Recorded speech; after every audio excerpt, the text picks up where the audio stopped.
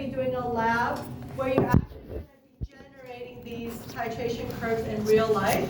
So therefore, it's going beyond just you guys calculating things on paper and then go, oh yeah, here's the curve, to actually seeing it, okay?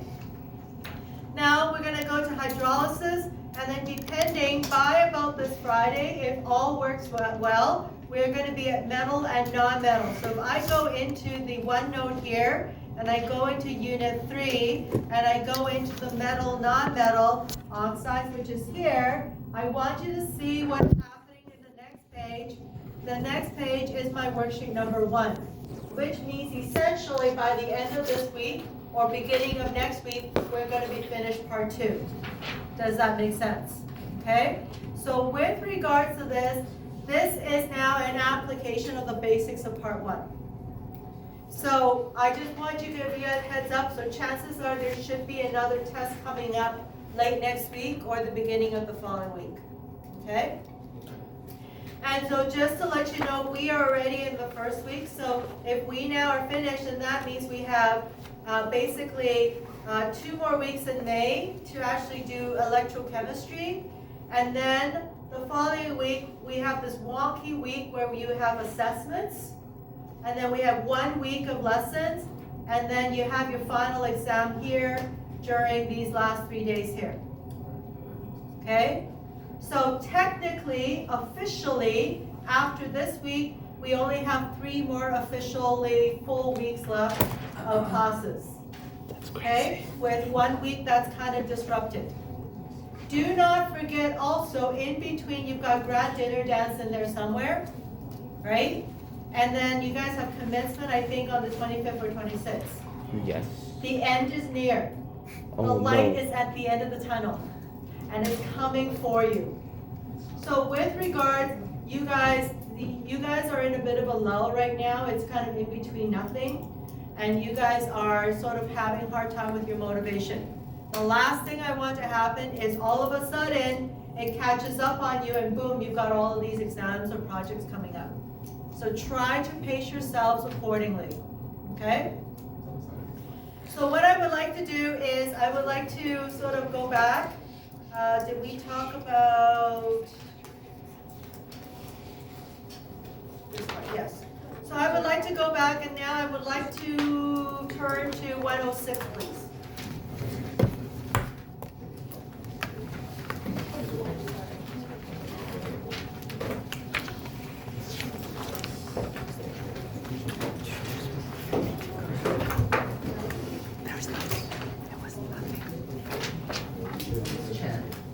Is you said the assessment week in early June, is that like the graduation assessment? And we also get the week off? Like, I don't know, because basically all of A-Wing is all kind of taken up, because it's all computer-based, I believe, right? So therefore it's hard for them to run any classes, right?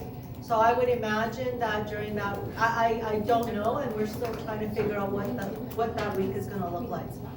But here's the thing is that I will tell you, from having gone to university and then having sort of a week off, like 1 year I actually had like 3 exams in the first week of April, and then nothing for the next 2 weeks, and then 1 exam on the last day of exam period. It was so hard to study. So therefore what happens is that when you're in a momentum, you're just kind of like automatically in automatic like study mode, right? But when you got that 1 week off, sometimes you guys sort of like get off of your momentum, and it's just hard to get started again. That's the only thing that I will say, okay? Because it's a wonky week, right? And it's out of our control because it's what the BC government decided to schedule, not us. Yeah. Okay. So, if you guys take a look, and Josh can be off his phone, thank you. Okay, so keep your finger on this page, don't flip. I just want to talk to you guys about these 2 graphs which are over here. Now, when you guys take a look at these 2 graphs, you notice that there is like 1 step here. Do you guys see that? The reason why there's one step is because the acid you are dealing with is a monoprotic acid. It just gives off one H. So if you have one H, you have one step. If you have one H over here for your acetic acid, you only have that one step. Okay? Is that Raya? Is she sick? It's just a video. I see. Okay. However, if you take a look here at this one, notice over here that this is now a triprotic acid. Do you guys see that? So therefore, if you are titrating a H3PO4, you should expect there to be more than one step because there's more than one H that comes off of your phosphoric acid. Now, one of the things, and again, don't flip to this, is we did something a little bit earlier on, and let me just find it. Remember there was this, on page 101, we did the polyprotic acid, and remember that each of these H's here has a different Ka. Do you guys remember us covering that? And if you take a look at the Ka, what do you notice about the Ka value? It gets smaller and smaller and smaller as you go through each of these H's, yes? Meaning it's more and more and more difficult to rip off subsequent H's. Does that make sense? So as a result, when you now take a look at this over here, you would expect that the first step is going to be removing the first H because it's the easiest one. So over here, you would end up with H3PO4 plus NaOH, and I'm just doing 1 to 1, and now I have NaH2PO4 plus H2O. So does it make sense that when you first add the NaOH, it will take off the H's that are most easy from the H3PO4? Once I have picked off the first H, now as I continue to add NaOH, would you agree with me now that the NaOH is now going to pick off the second H? And so in this case over here, I now have HPO4 2 minus. Okay, so this is the second H.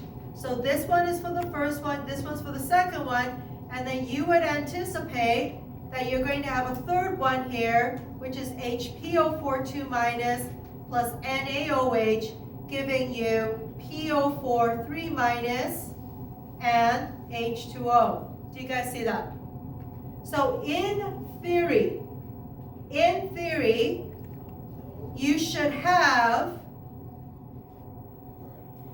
3 bumps. 1, 2, 3 bumps for the 3 H's. Okay? So when in the future I ask you how many transitions should you see, and I give you phosphoric acid, you should say 3 bumps. However, in reality, you do not see this last one. And the reason is that this H is too hard to pull off. So the reality would be you would only see 2 transitions or 2 bumps. But in theory, you should see 3. So when I ask you the question, I am always going to go for theoretical. Okay, and the reason is that you don't have enough practical experience to go, yeah, it's only going to be 2. Okay, so that is what I want you guys to get out of this part here. Okay, do you guys need to take 30 seconds to write a few things to yourselves?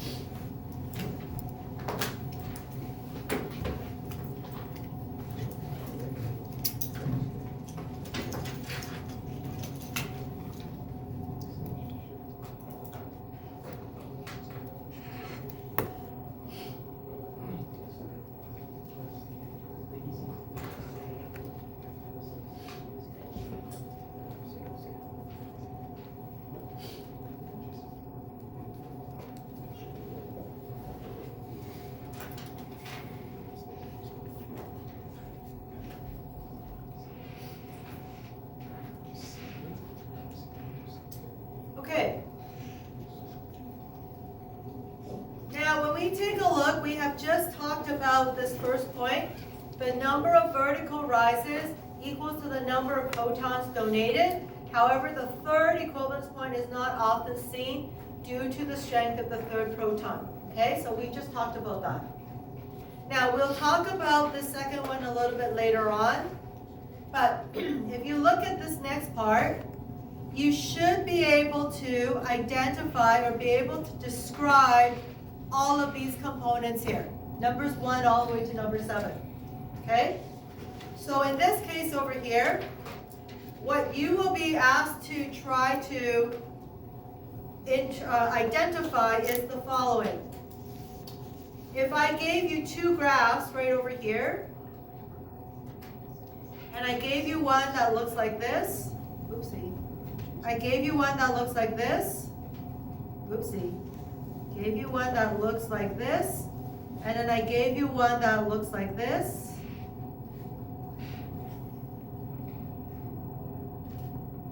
Okay? You should be able to figure out, based on what we talked about,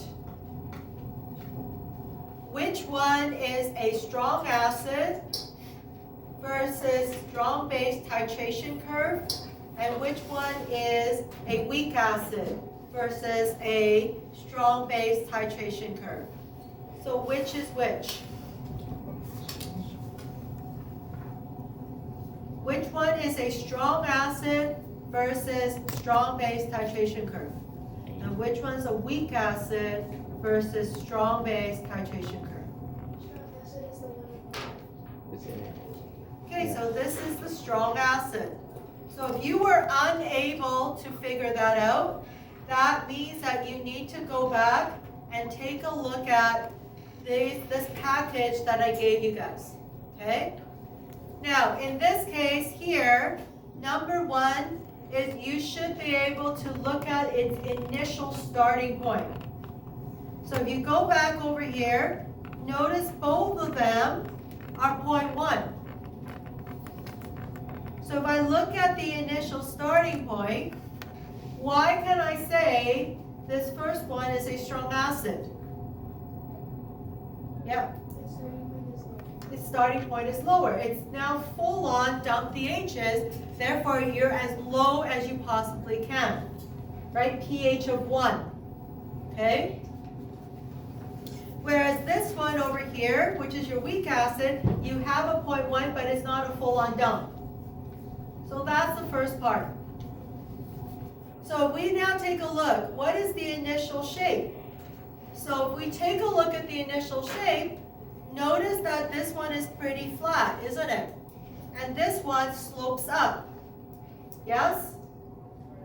And so again, this attests to the idea that all of the acid has been dumped in there, and therefore you have maxed out on the concentration. But this one here, slowly going up, is gradually releasing more and more and more H pluses.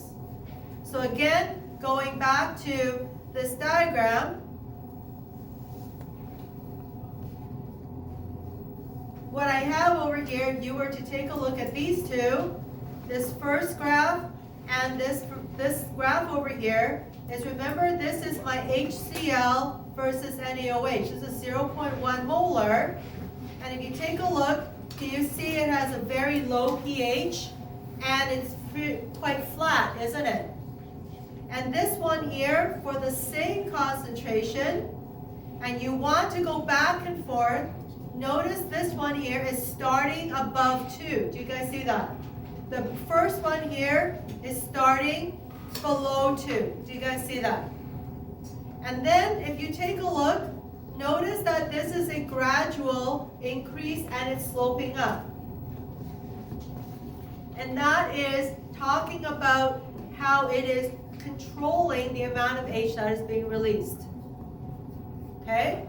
So if you take a look right now, and you look at the second one, and you look at the initial shape, do you guys want to be writing something down? And I might be talking about this, and some of you guys go, I get it.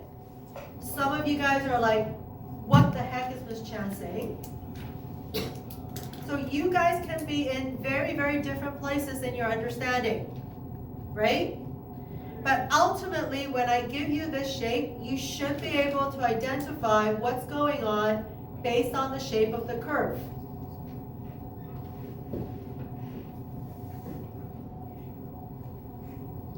Do you guys need to write anything down? Even if it was a big question mark, that will be helpful.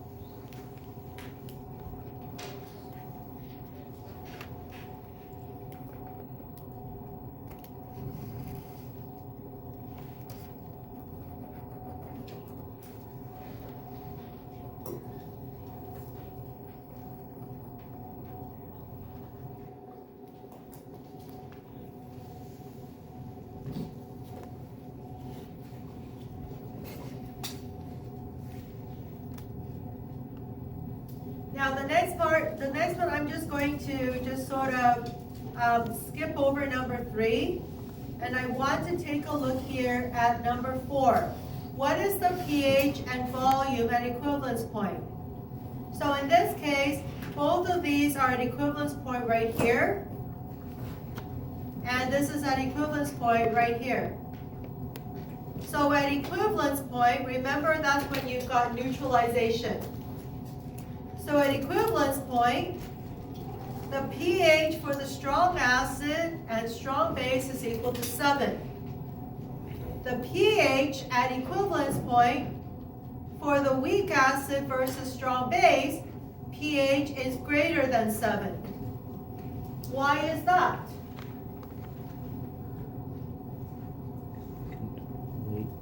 And again, you now have to go back into the calculations we did and actually extrapolate what is going on in the calculations. So do you remember that I did the calculations and I did equivalence point right here? Do you remember I did the equivalence point right here in your calculations? And remember, what was the point of the equivalence point is that the amount of the original acid and the amount of the original base, notice I use the word original, they're equal. When they are equal, they cancel each other out, so you have 0 of the original acid and 0 of the original base left. So this is why I put a red X through both of them. So you guys tried this, and remember you tried to negative log 0 and you kept on getting an error. So the question is, where did the pH come from? What was the alternate source of H and OH once the original acid got destroyed? The conjugate base. Not the conjugate base. Water? Not in this case. Yep, H2O? the H2O. Yes. Now, here's the thing that is going to be different. And Gia's going, what? So in this case, is there a conjugate acid to the NaOH? Yes, there is. The Na technically is the conjugate acid. Is there a conjugate base to the HCl? Yes, there is. This is the Cl right here. But the question is, does it do anything? And the answer is no, because if it's a strong base, it's 100% dissociated, yes? It's gone 100% one way. This also has gone 100% the other way. Then that means that these two have really 0 desire to go backwards. So therefore, they're just going to sit around happy as can be, right? So what is then responsible for generating the H plus and the OH minus? And that is the water. Do you guys remember us doing that? So therefore, summarizing it here is that this pH comes from the equilibrium of water, and that is what is responsible for the pH of 7. It is the water making your final solution pH 7. So what about this one then? What the heck is going on here? And so in this case over here, I'm just going to complete this. So this is now, forget it. So in this case, what is going on here? So remember that this is a weak base, weak acid. So therefore, it's going to form a conjugate base, isn't it? But remember, if this is a weak acid, it's only partially reacting with the NaOH, or the water at the end. So that means that the conjugate base wants to go backwards. So if you take a look at what we did here in the second day, when we had equivalence point, do you guys see this? Do you see this? Do you see how these two are exactly the same? Do you see how they cancel each other out? You know, cancel culture? Okay? So therefore, these two original acids are gone. However, if you were to take a look, would you agree with me, the Na is the conjugate acid of NaOH.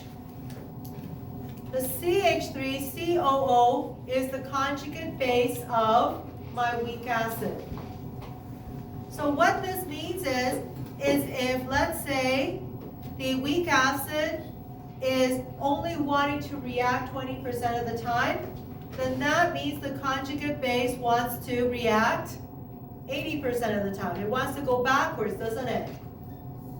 So now that this is present in water, and it wants to react to reform the weak acid, do you see how the conjugate base is reacting with the water? And when it does that, what is it producing? It's producing the OH. And then as it produces the OH, it now changes that pH from 7 to 8.2. What this means is that if I just stopped here and didn't do anything else, my pH is going to be 7. But because the conjugate base is present in water, it will now react with water to form a little bit of OH. And when it forms a little bit of OH, what does it do to the pH? It increases it slightly. So this is why when you go to this page, you see that originally it should be at a pH of 7, but it's increased a little bit, and that is because of the reaction of the conjugate base. So over here, what you can write is, in red, the conjugate base plus water in equilibrium with the original weak acid plus OH minus. And that is what is happening at the equivalence point.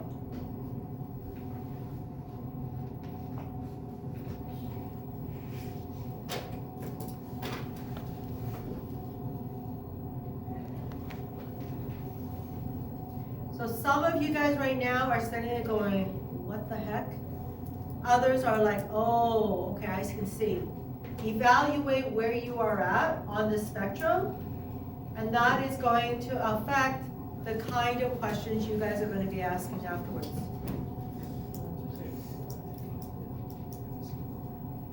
Are we okay with this?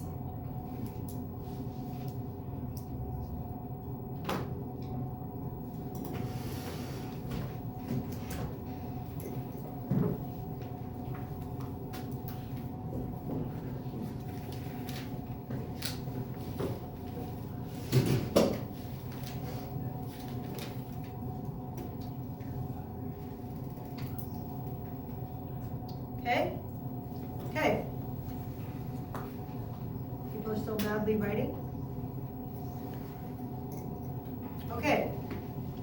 Now, it says, what is the pH after excess base is added?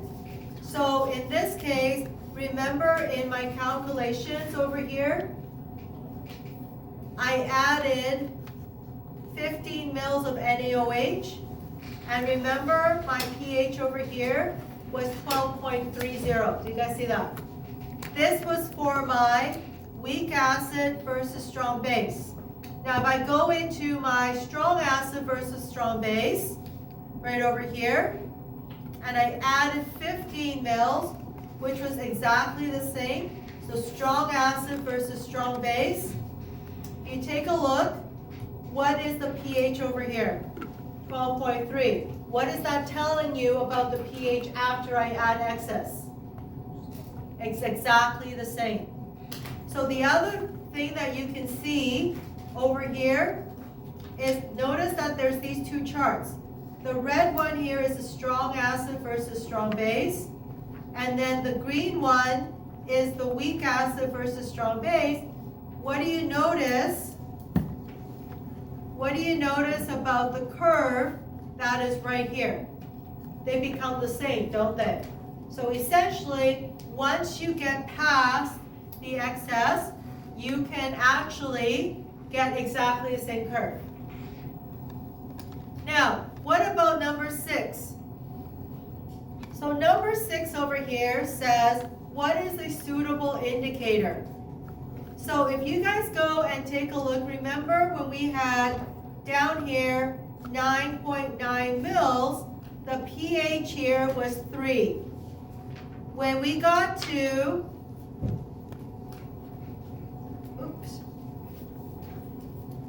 when we got up here to 10.1, the pH over here was like 10.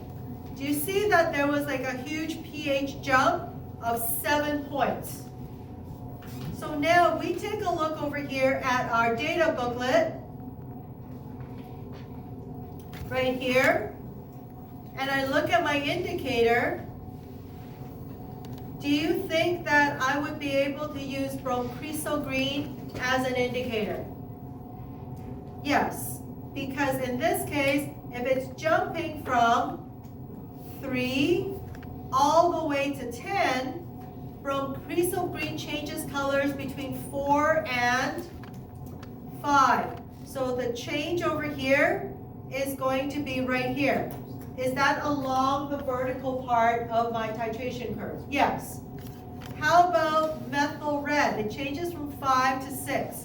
So let me use this color, and then over here, 5 to 6 is here. Can I use that as a color? I can, because it's at the vertical. Can I use chlorophenol red? It's between 5 and 7. So if I use chlorophenol red, it's right over here. So do you see that I can actually have a lot of room for indicators to use, right? I can even use up to phenolphthalein, because phenolphthalein over here, if I use pink, is like right up here. So I can essentially go from Bromcresol green all the way to phenolphthalein, and those will be all the potential indicators that I can use, right? Because this transition is really big. But if you now take a look here at this one, what can you tell me about the transition? It's much smaller, isn't it? So if it's much smaller, what does that do to the variety of indicators that I can use? It's going to be much more limited, right? Are we okay with that? Yep. Okay. So now what I want to do is I want to talk about the last 2 points, which is what is the predominant reaction occurring at equivalence point? And we've already talked about this. When you have a strong acid and a strong base, the conjugate acid or conjugate base doesn't do anything, so the predominant reaction is going to be H2O. When you have a weak acid, then at equivalence point, all you have left is a conjugate base. So the reaction over here is going to be the conjugate base reacting with water.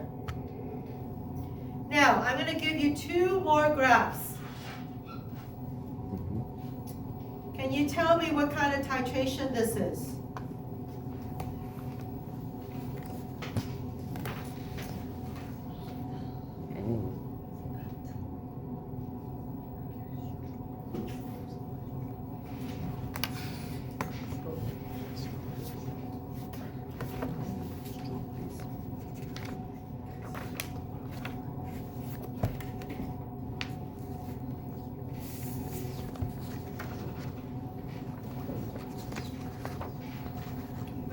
titration is this? Base. Just hang on.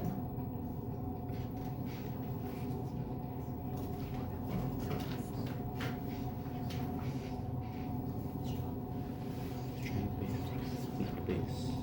No. Strong base versus strong acid. Yeah. Dazzle? Strong. Take a guess. This is the time to make catastrophic errors because it will not count against you. I might cackle, but it won't count against you. The first one is reverse weak acid. A reverse weak acid? So. What do you mean by a Base. reverse weak acid? So, if I'm starting here, and then my burette, Strong acid. and I have my pH meter here, what type of solution is in my beaker?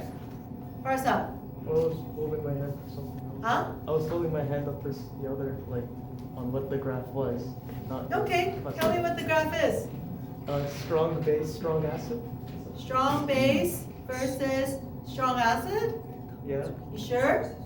maybe, or maybe, weak acid. Definitely strong base, probably. Definitely, probably, yeah. Weak acid. Strong base, weak acid. I think maybe. Yeah. Maybe I will do this. That might be clearer.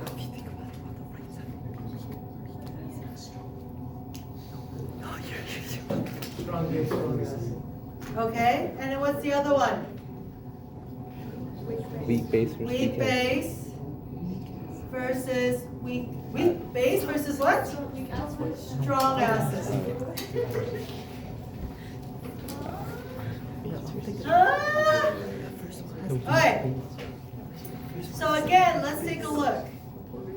How do I know it's a strong base versus a strong acid? Again, I have just given you these two graphs and you have never seen them before. Miss Jan, you didn't teach it to us. Uh-oh, that's in recording now. That will come back to haunt me. Okay? But I did, you just need to apply it. Why is it a strong base? Yes? Because the pH starts higher. The pH starts higher. So we presume, first of all, that is the same concentration. That's kind of like our control, right? So you know that there's a massive dump of OH in there, right? So you're maxing out on the base, which means that you're topping out on the POH, yes? Which means that you've got a high pH. So there's that. So this one is starting lower for the same concentration. What else are you looking at?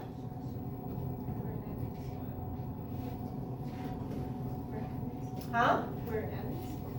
Well, if you take a look at where it ends, both of them end at the same place. So it was my attempt to make them identical.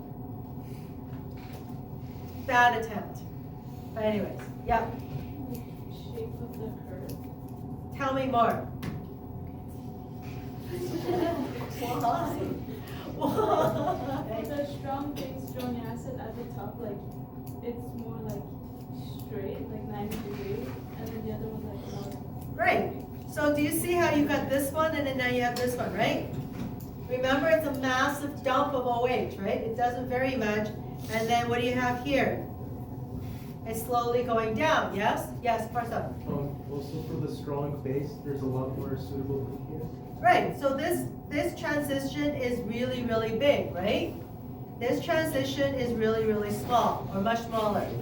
Now, where should you anticipate the pH of the equivalence point to be here?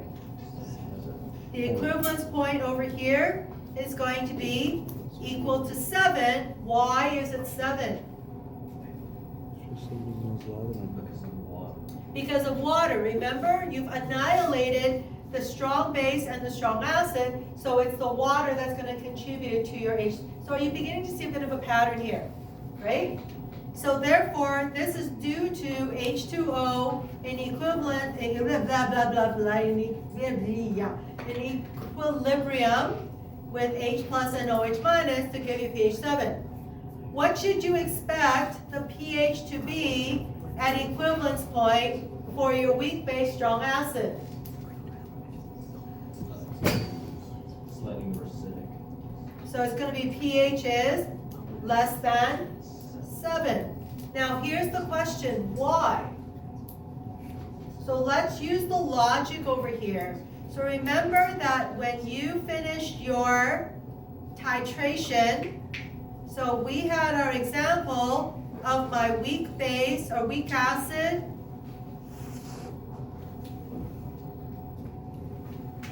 plus NaOH, and you now have NaCH3COO plus H2O, and these two are now used up. I have my conjugate base, right? Now, we have a weak acid or weak base. What's an example of a weak base? Let's go NH3. And now I'm going to neutralize it with a strong acid. Now I have NH4 plus Cl minus. Remember at equivalence, these two are gone, yes? So now if I take a look over here at my weak base, what did I form over here? The conjugate acid. And what is the conjugate acid going to do in water? What is the conjugate acid going to do in water? Yes, it will dissolve. And as an acid, what is it going to do? It will donate a proton. And when it donates a proton, what does it form? H3O plus, and the presence of this is going to cause the pH to go down. And that's why you have the pH is less than 7. Do you guys need to write a few things on this one?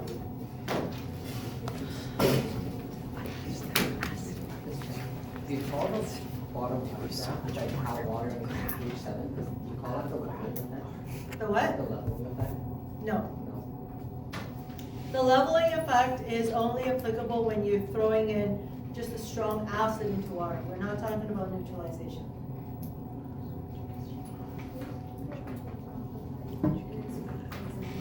Good question. Very, very difficult to tell because it will depend on the Ka and the Kb. So I will never give that to you guys. It will always be something against a strong acid or something against a strong base. So one of them will always be strong. Good question. Now, Catherine asked a really good question. What will the graph look like if I gave you a weak acid versus a weak base titration? I will never give you that. Can we see it And the still? reason is that the shape will then be dependent on whether you have how relatively big the Ka is and how big the Kb is. So we're never going to do that. It will always be very clear that one of them has to be a strong acid or one of them has to be a strong base. Okay? You do not have enough knowledge to be able to figure out if I gave you two weak ones. Okay? Now, let's take a look at this last point here. pH at halfway point to neutralization. Now, this is tied with this point right here. Now, when you take a look, I want you guys to go back into my weak acid versus strong base, and I want you to take a look at the calculation I got you guys to do when you had 5 mils of NaOH added. Do you guys remember copying this down? Now, when you take a look, notice that this one here is the same concentration, yes?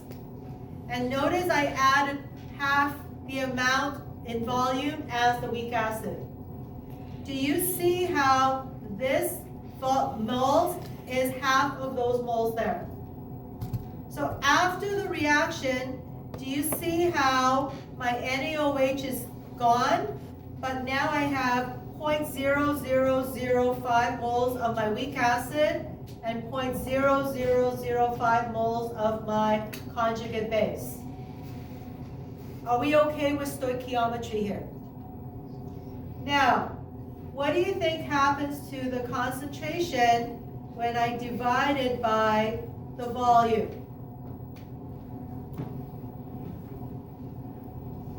What happens to the concentration? They are equal. Now this is going back to your indicator. They are equal. So at halfway point, the weak acid and the conjugate base concentrations are the same. So what? So therefore, when I now do the equilibrium, so do you see how I've done the equilibrium? 0.003, 0.033, 0, you've got your x's. And I stick them into my calculation here. Remember that these two x's are very small. When the two x's are very small, what can you tell me about this value and this value? They are equal. What can I do when they're equal? I can cross them out, can't I? So when I cross them out, what does that mean? That means the hydronium ion concentration equals X, yes? But that also means that this is equal to Ka. The concentration of the hydronium ion is equal to the Ka when you've reached the halfway point. So now if I take a look at the pH, which is the negative log, would that equal to the pKa? So this is the significance. If you go back into this chart here, 1, 2, 3, 4, 5, right here, this is 5.0 mils. This is the halfway point, giving me 4.72. What we just learned is that this is the pH and this is the pKa. So therefore, if I now figure out the H plus by taking the antilog, can I figure out the Ka? I can. So what this means is that you can use this graph to actually use to figure out what your Ka is, which is exactly what you do with your indicator. So if you go back into your notes and you go into this sheet right here, pH value at halfway point, the concentration of the weak acid equals to the concentration of the conjugate base.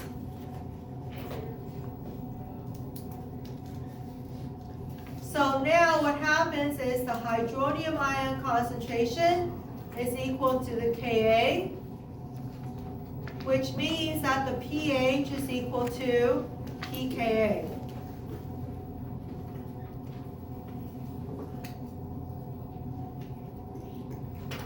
Okay?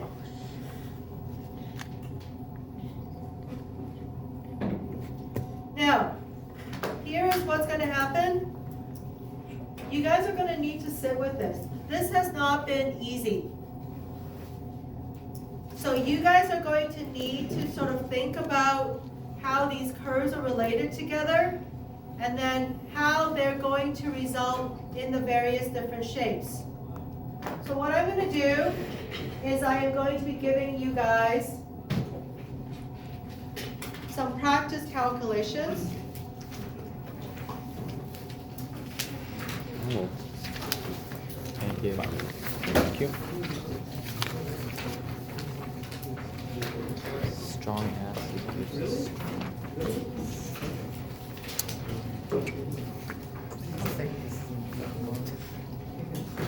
we don't get Now, the charges control. over here, just to make life a little more fun, for the weak acid, can you switch it from CH3COOH and change it to HCN